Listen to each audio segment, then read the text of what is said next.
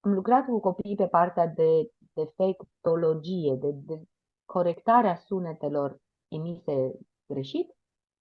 dar mai nou lucrez și cu adulții. Fie că sunt adulți care așa au învățat într-o manieră greșită și acum și-au dat seama la maturitate că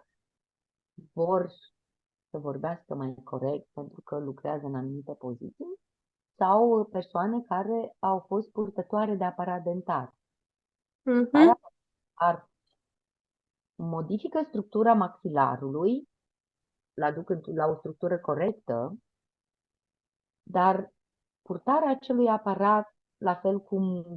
schimbarea dinților la copii, aduce modificări pe partea de sunete, pentru că limba nu se mai așează în aceeași poziție, aerul iese diferit din gură și automat sunetul iese distorsionat.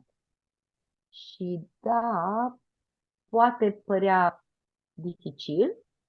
eu spun că nu este imposibil. Ce e important să avem în vedere atunci când vrem să corectăm, fie că e vorba de corectare de sunete, fie că este vorba de corectare de volum sau de ritm, când dai de exemplul tău cu persoana care vorbește foarte repede,